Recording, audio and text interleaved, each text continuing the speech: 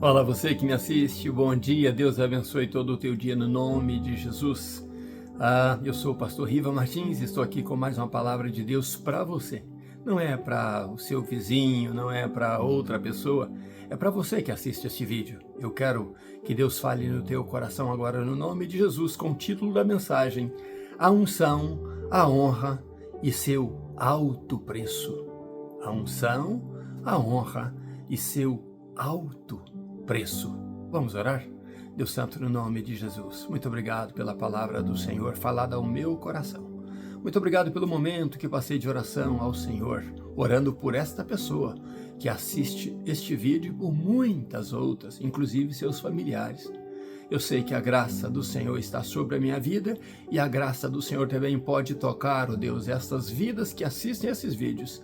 E posso, ó Deus, fazer com que elas frutifiquem, cresçam no Senhor e desfrutem, ó Deus, da boa palavra do Senhor para as nossas vidas com muitas promessas, mas com muitas exigências também, ó Deus, fazendo-nos buscar a santificação, porque verdadeiramente sem ela ninguém verá o Senhor. Por isso, ó Deus, fica conosco, fala conosco, esteja conosco. No nome de Jesus assim oramos. Amém.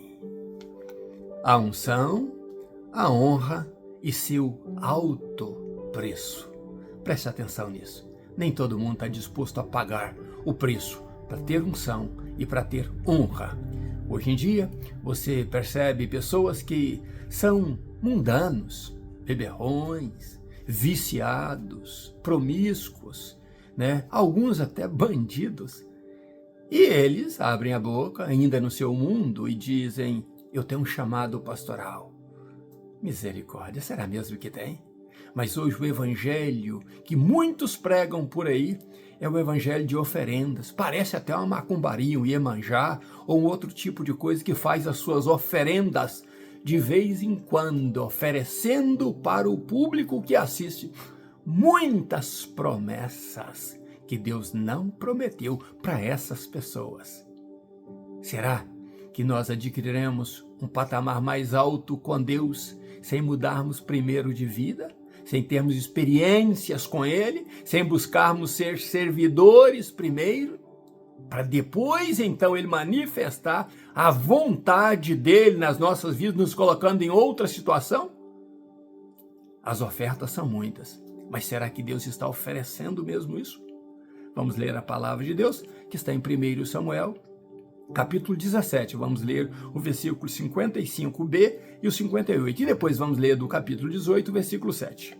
O capítulo 17, 55, a parte B diz: de quem é filho aquele rapaz? Abner, perguntou Saul ao seu comandante do exército, quando ele via Davi aproximando-se do Golias. Ele de lá, do monte, né? Ele observava Davi lá no vale, aproximando de Golias. E Abner respondeu: pela sua vida, ó majestade, eu não sei. Ou, o que seria mais sagrado do que a vida do rei ali? Né? Então Abner estava dizendo: rei, por tudo mais sagrado que exista, eu não sei, eu respondo ao Senhor verdadeiramente que não sei de quem ele é filho. Então Saul perguntou a ele, no versículo 58, quem é teu pai, jovem? Isso Saul perguntou a Davi, quando Davi foi levado a ele. E Davi respondeu: eu sou filho do teu servo Jessé, o belemita. Pulamos agora para o capítulo 18, versículo 7, que diz assim: as mulheres cantavam e dançavam e diziam em canções: Saul matou milhares, mas Davi matou 10 milhares. Glória a Deus pela palavra lida, e vamos então andar nesse assunto juntos para entendermos sobre a unção, a honra e seu alto preço. Será que temos que pagar algum preço para termos unção e para termos, né, se Deus quiser nos dar a honra?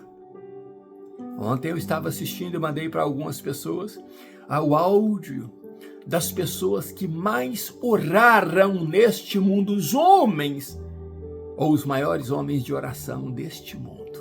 Quando falamos homens, também existem mulheres que dobram seus joelhos e buscam ao Senhor. E então, eu fico feliz em querer trilhar o caminho que esses homens trilharam em momentos de oração, que passam de 1 a 2, 3 horas de joelhos, ininterruptos orando ao Senhor. E eu quero imitar estes homens. Eu quero também ter o meu tempo de oração. Quando eu passo de 1 hora de oração de joelhos, eu fico tão feliz. E isso acontece comigo quase que diariamente.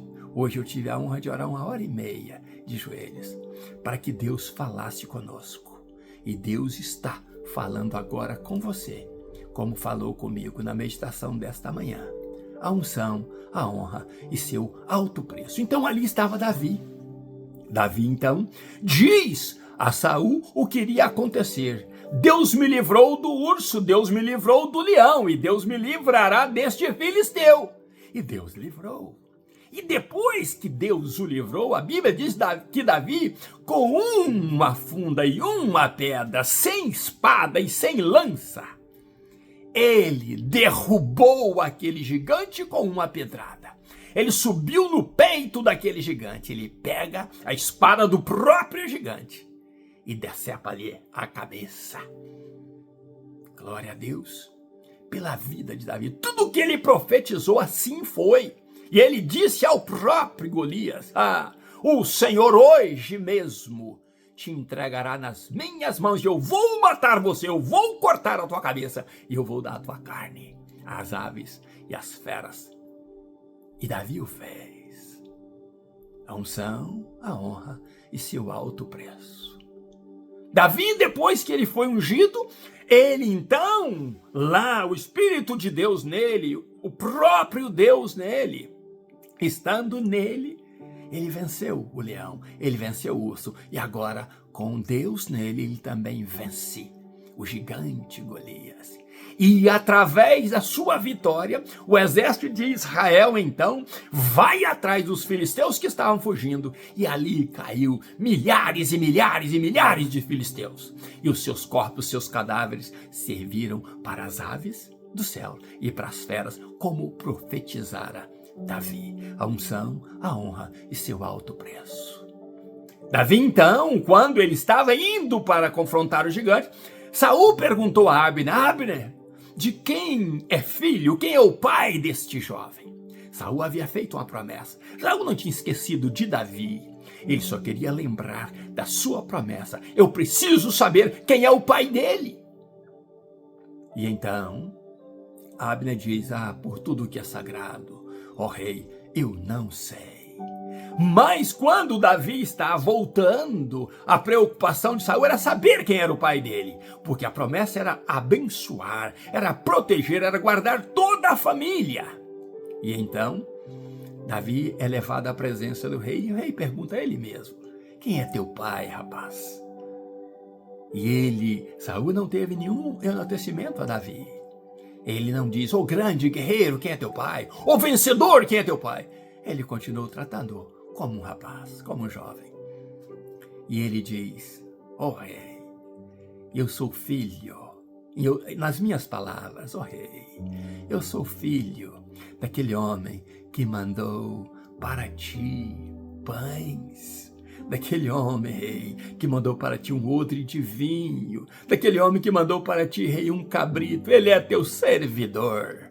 Aquele que mandou presentes para o rei é o meu pai. Mas ele é um belemita. Ele não tem nome. O nome dele é Jessé. Ele não é o maior lá de Belém. Ele não é o mais rico de Belém. Mas ele é o meu pai, o teu servidor, o belemita. E ali agradou Saul tanto que Saul quis ficar com ele. Ora, até então Saul o amava, segundo a Bíblia. Mas a Bíblia diz que vai Saul, depois que você lê isso aí, né? Você lê também na Bíblia que Jonatas estava lá e ouviu o que Davi falou para o rei, o que Davi fez. E Jonatas, então, no meu entendimento, Jonatas tem um grande entendimento. Como ele amava o pai dele. E como ele amava a si mesmo. E Jonatas sabia que ele era um homem de Deus. Destemido, guerreiro. Jonatas, então, no meu entendimento, tem uma visão longa. E então Jonatas enxerga em Davi aquele que deveria ser o futuro rei de Israel. E então Jonatas tem uma atitude tão linda. Ele promete amar a Davi como ama a si mesmo. E ele começa a amar a Davi como ama a si mesmo. Amando a Davi, os dois fazem um pacto. E o mais lindo é que Jonatas tira então a sua capa. Jonatas tira de si a sua túnica.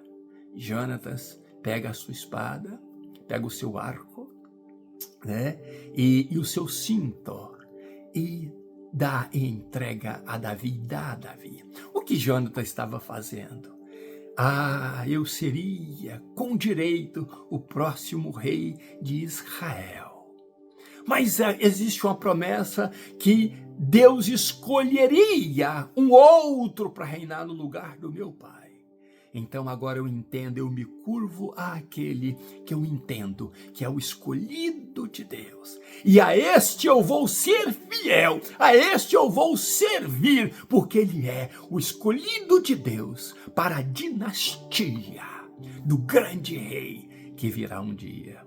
E Jonatas, então, se curva à vontade soberana de Deus. Ele não carrega orgulho, ele não carrega sentimento próprio, ele não carrega ego em si, ele não se torna inimigo de Davi por Davi agora está no caminho do trono. Pelo contrário, ele se joga à vontade de Deus. E ele então aceita a vontade soberana de Deus, de que alguém reinaria no lugar de seu pai. Acontece que depois que eles vão então para ir para a cidade, a Bíblia diz que todas as mulheres de Israel vêm ao encontro do rei. E elas vêm cantando e dançando com muita alegria, dando boas-vindas aos soldados.